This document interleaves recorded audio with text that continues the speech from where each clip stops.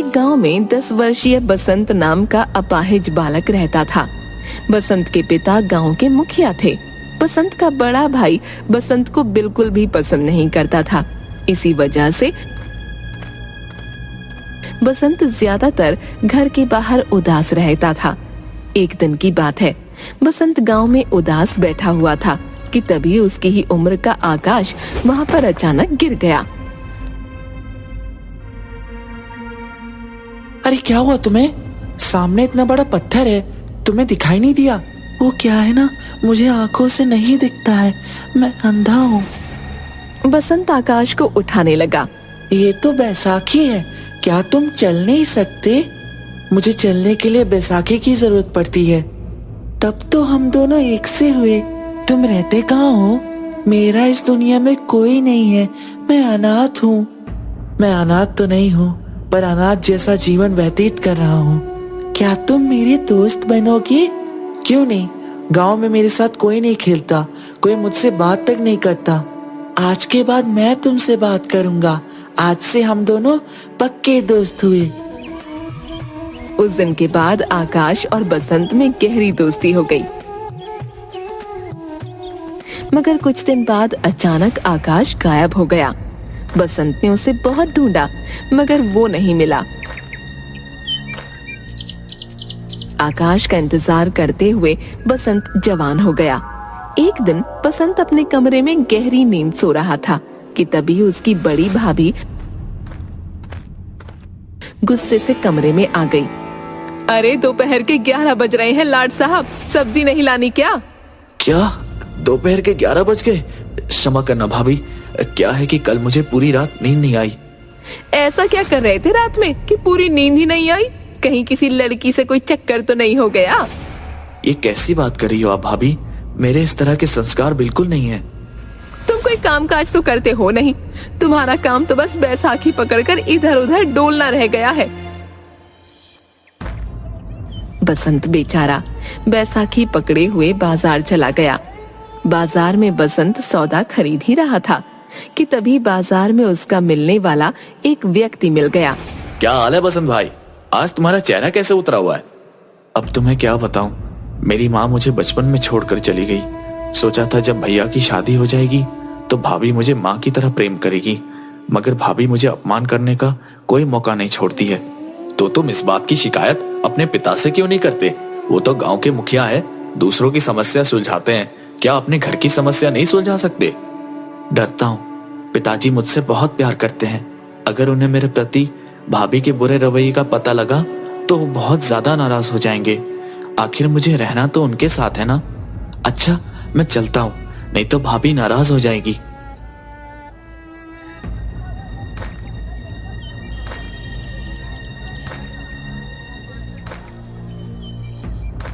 बसंत घर चला गया। बसंत को देखकर बिंदिया आग बबूला हो गई। 11 बजे बाजार गए थे और अब 12 बज रहे हैं। इतनी देर में तो पूरी सब्जी मार्केट खरीद कर ले आती हूँ मैं। ये कैसी बात कर रही हो आप भाभी? भाभी आप तो जानती हैं कि मैं अपाहिज हूँ। मैं आम लोगों की तरह जल्दी जल्दी नहीं चल सकता। मुझे तो कदम कदम पर इस बैसाखी की जरूरत पड़ती है। जुबान लड़ाता है बदतमीज। इतना कह के बिंदिया ने एक तेज चांटा बसंत के गाल पर मार दिया। तभी बसंत का भाई कल्लन गया। क्या हुआ, इतना नाराज क्यों हो रही हो? तुमने ऐसे थप्पड़ क्यों मारा? देखिए जी, 11 बजे बाजार गया था, 12 बजे लौटा है। 1 घंटे से इसका इंतजार कर रही हूँ मैं। सही किया तुमने, इसके गाल पर एक थप्पड़ जड़ दिया। वैसे भी पिताजी ने इसे बहुत ज्यादा सर पर चढ़ा रखा है। बसंत आंखों में आंसू लिए अपने कमरे में बैठ गया। दोपहर में उसे किसी ने खाना भी नहीं दिया। शाम को उसके पिता मुखिया उसके कमरे में आ गए। क्या बात है बसंत, इतने गुमसुम क्यों बैठे हुए हो? पिताजी, बस ऐसे ही कुछ सोच रहा था। बसंत, मैं तुम्हारी आंख पढ़ सकता हूँ। तुम्हारी आंखों को देखकर मैं समझ गया कि किसी ने तुमसे कुछ कहा है और तुम भूखे भी लगते हो। मैं क्या करूं पिताजी, भाभी हमेशा मुझसे बगैर किसी बात के झगड़ा करती रहती है। तो तुम इसलिए उदास बैठे हुए हो बसंत? अपनी भाभी की बात पर ज्यादा ध्यान मत दिया करो। पिताजी, मैं उनकी बातों पर ज्यादा ध्यान नहीं देता, मगर आज भाभी ने मुझे बगैर किसी गलती के एक थप्पड़ मार दिया। मुझे उनके थप्पड़ का बुरा भी नहीं लगा। पिताजी, बुरा मुझे इस बात का लगा कि थप्पड़ खाते हुए भैया ने भी देखा, मगर भाभी को डांटने की बजाय उल्टा ही वो मुझे अपमानित करने लगे। कभी कभी मुझे माँ की बहुत याद आती है पिताजी। मुझे तुम्हारी कभी कभी बड़ी चिंता होती है बसंत, कि मेरे बाद पता नहीं तुम्हारा क्या होगा। पता नहीं मेरे जाने के बाद तुम्हारा बड़ा भाई तुम्हें 2 वक्त की रोटी खिला भी पाएगा या नहीं। अगले दिन मुखिया ने अपने दोनों खेत बसंत के नाम कर दिए। इस बारे में बसंत के बड़े भाई को कुछ नहीं पता था, मगर अचानक मुखिया की मौत हो गई। मौत के कुछ दिन बाद मुखिया का दोस्त जगमोहन घर आया। मुझे ये कहते हुए अच्छा तो नहीं लग रहा, लेकिन मुखिया जी ने मरने से पहले मुझसे कहा था कि ये बात उनके मरने के बाद ही उनके बड़े बेटे को बताई जाए। इतना कहकर जगमोहन ने अपनी जेब से कुछ कागजात निकाल लिए। ये क्या है? मुखिया जी ने अपने दोनों खेत अपने सबसे छोटे बेटे बसंत के नाम कर दिया है। ये क्या कह रहे हो आप? पिताजी ने तो इस बारे में मुझे कभी कुछ बताया ही नहीं। शायद उन्हें लगता था कि उनके मरने के बाद तुम उनके पुत्र बसंत को और ज्यादा परेशान करोगे, इसलिए उन्होंने अपने दोनों खेत अपने छोटे बेटे के नाम कर दिया। हाय हाय, मुझे तो पहले से ही शक था कि पिताजी कुछ ऐसा ही करेंगे। अब तुम सब क्या करोगे? रह गए ना ठन ठन गोपाल सब के सब। अब ये तुम्हारा लंगड़ा भाई तुम पे जिंदगी भर शासन करेगा। ये तुम्हारा पारिवारिक मामला है। लड़ने और झगड़ने की बजाय आपस में बैठकर बातचीत से इस समस्या का समाधान कर लो। इतना बोलकर जगमोहन वहां से चला गया। कल्लन ने बसंत को धक्के देकर घर से निकाल दिया। बसंत बेचारा भूखा प्यासा दूसरे गांव में भटकने लगा। एक रात बसंत भूखा प्यासा जुगियापुर गांव में टहल रहा था कि तभी उसकी नजर एक व्यक्ति पर पड़ी जो घास पर बैठा हुआ भोजन कर रहा था। भोजन को देखकर बसंत के मुंह में पानी आ गया। वो सीधा उस व्यक्ति की ओर चला गया। भैया, क्या मुझे भी कुछ खाने को दोगे? उस व्यक्ति ने उंगलियों से टटोलते हुए एक रोटी का टुकड़ा बसंत को दे दिया। मेरा नाम आकाश है। आकाश? कहीं तुम वो आकाश तो नहीं जो मेरे बचपन के मित्र थे और तुम अचानक गायब हो गए थे? हाँ, मैं वही आकाश हूँ। कहीं तुम बसंत तो नहीं? हाँ, मैं बसंत हूँ। मेरे दोस्त, मैंने तुम्हें कहाँ कहाँ नहीं ढूंढा। तुम कहाँ चले गए थे? अब तुम्हें क्या बताऊं बसंत, गांव के एक व्यक्ति ने मुझे सड़क पार करने का वादा किया और अपनी मोटरसाइकिल के पीछे बिठा लिया और वो मुझे इस गांव से बहुत दूर शहर में छोड़ आया। तब से मैं ऐसे ही भटकता हुआ फिर रहा हूँ और इतने वर्ष बाद आज यहाँ तक लौट आया हूँ। तुम बताओ, तुम यहाँ पर क्या कर रहे हो?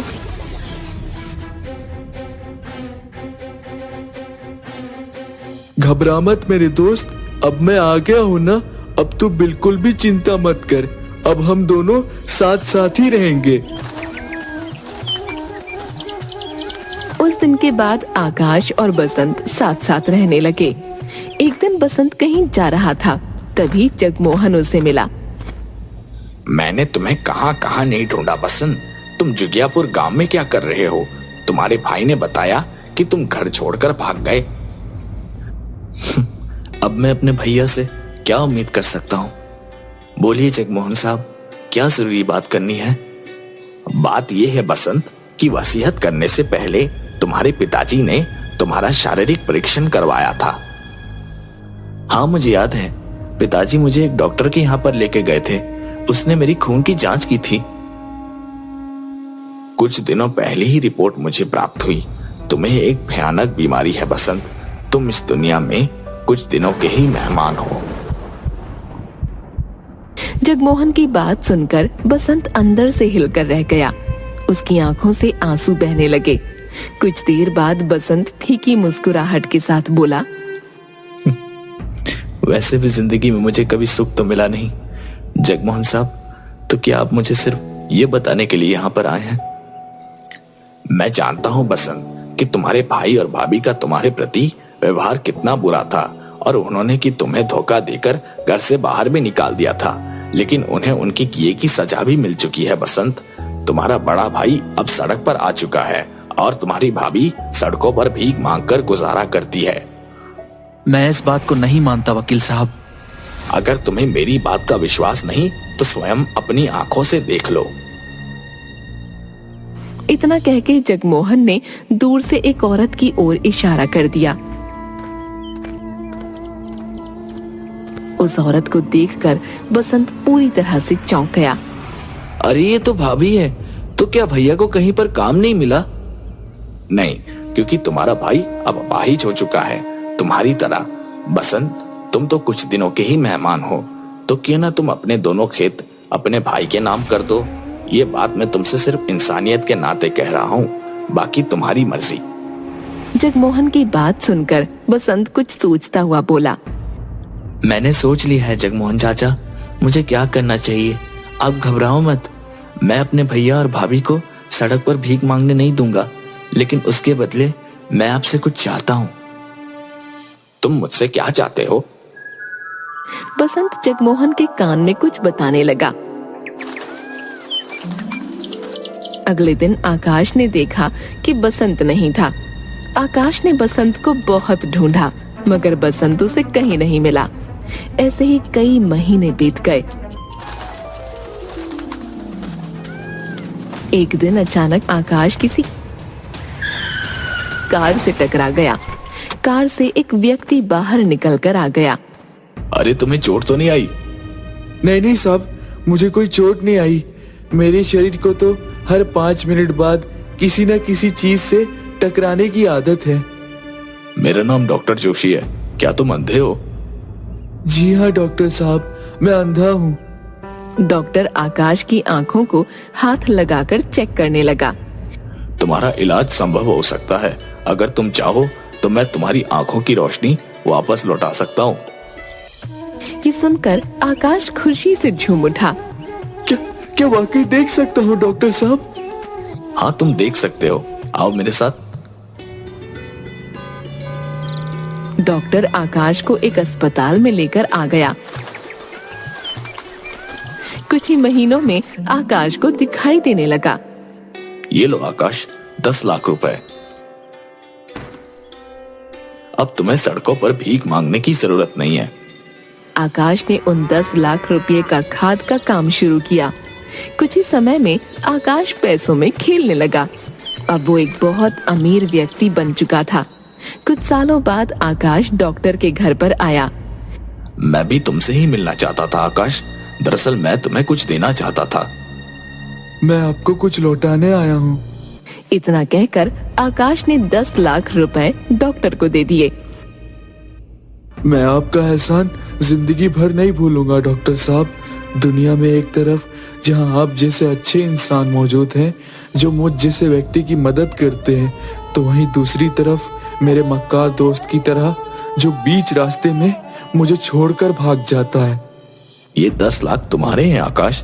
मरने से पहले बसंत ने मुझे ये 10 लाख रुपए तुम्हें देने के लिए कहा था। डॉक्टर की बात सुनकर आकाश के पैरों तले जमीन खिसक गई। ये आप क्या कह रहे हैं? मैं बिल्कुल सही कह रहा हूँ। दरअसल बसंत को एक लाइलाज बीमारी थी और बसंत इस बारे में जानता था। मरने से पहले 10 लाख रुपए उसने मुझे तुम्हें देने के लिए कहा था। उसने मुझसे ये कहा था कि मेरे दोस्त से कहना कि मैं उससे आखिरी बार इसलिए नहीं मिल सका कि वो मेरे जाने की बात सुनकर दुखी ना हो जाए। आपने मुझे पहले क्यों नहीं बताया? मैं उसके बारे में पता नहीं क्या क्या सोचता रहता था, और वो जाते जाते मेरे ऊपर इतना बड़ा उपकार करके गया। मैं उसका उपकार का बदला कैसे चुकाऊंगा? मैं तो अब उससे मिल भी नहीं सकता। अपने आप को संभालो आकाश। बसंत तुम्हारे साथ हमेशा रहेगा, और ये मेरे शब्द नहीं बल्कि बसंत के शब्द हैं कि वो तुम्हारा साथ हमेशा रहेगा। झूठ बोलता था। अगर ऐसी बात है तो फिर मुझे छोड़कर क्यों गया? आकाश, तुम जिन आंखों से आज इस संसार को देख रहे हो वो और किसी की नहीं बल्कि तुम्हारे दोस्त बसंत की आंखें हैं। मरने से पहले उसने तुम्हें दान कर दी थी। तुम उसकी ही आंखों से अब इस दुनिया को देखोगे। आकाश नम आंखों से वहां से चला गया। आकाश आज भी अपने दोस्त बसंत को याद करता